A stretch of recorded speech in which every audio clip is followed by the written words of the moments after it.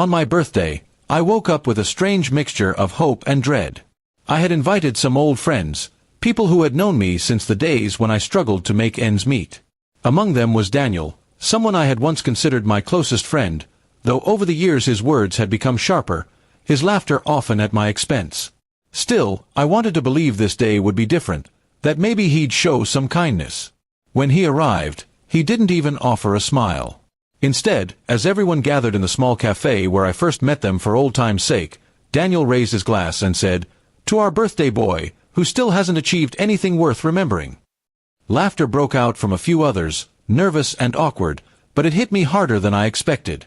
He called me a failure, right there in front of everyone, as though my struggles defined me forever. For a moment, I stayed quiet. I let his words linger in the air, watching the smirk on his face as he thought he had won some invisible battle. The old me might have argued, might have stormed out, but I had learned that silence carries power. I smiled instead, calm and steady, and thanked everyone for coming. Inside, though, I was already planning how this day would turn. When the meal ended, I told them I had arranged a little surprise. Daniel scoffed, muttering something about cheap tricks, but I ignored him. I led them outside, where a sleek black car waited. My driver opened the door for me, and I motioned for everyone to join me. Confusion spread across their faces, and Daniel frowned, clearly unsettled by something he didn't understand. The drive was quiet at first. Daniel tried to make jokes, saying I had probably rented the car just for show. I didn't respond. Instead, I let the city blur past as we approached the high gates of my property.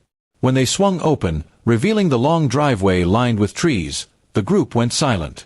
Daniel leaned forward, staring in disbelief at the mansion that grew larger with every turn of the wheels. We stopped in front of the grand entrance, where a fountain glimmered under the sun. My staff opened the doors, welcoming us inside. The marble floors reflected the chandeliers, the walls decorated with art collected from my travels. I watched as my so-called friends, including Daniel, struggled to process what they were seeing. Their eyes darted around, wide and uncertain, as though they had stepped into another world. Daniel tried to regain his composure. "This can't be yours," he muttered. But his voice lacked its usual confidence. I calmly told him it was my home, built from years of hard work, investments, and sleepless nights. I walked them through the vast halls, the library stacked with books I had studied, the gallery of awards from ventures they had never cared to ask about. Every room was a chapter of the story I had written in silence while they mocked me. Outside, I showed them the garage. The doors slid open to reveal rows of cars, classics, sports, and custom builds. The group gasped, whispering to each other, their earlier laughter replaced by awe. Daniel's jaw tightened as he tried to hide his shock. I could see the envy brewing in his eyes, though he tried to cover it with disbelief. Then came the final reveal. I led them to my office, where I opened a drawer and laid out documents, proof of my fortune, the companies I owned, the properties under my name. No words were necessary. The evidence spoke louder than any defense I could have made back at that cafe.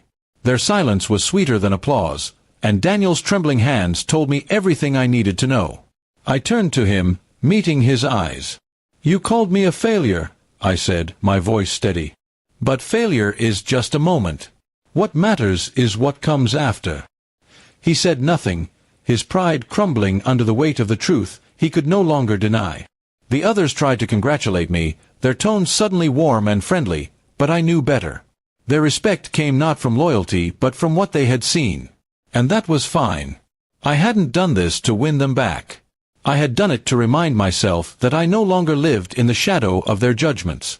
Daniel left without another word. I watched him go, shoulders hunched, his arrogance broken. For years, he had mocked me, using my struggles as his entertainment. But now, he would have to live knowing the one he had called a failure had risen far above him.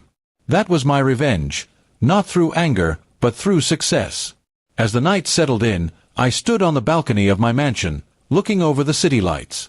My birthday had begun with insult but ended with clarity. I didn't need their approval. I had built my life piece by piece, and now it stood tall behind me.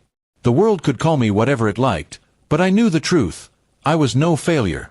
And in that quiet moment, as the stars spread across the sky, I realized that the best answer to mockery was not argument, not bitterness, but the undeniable proof of what I had become.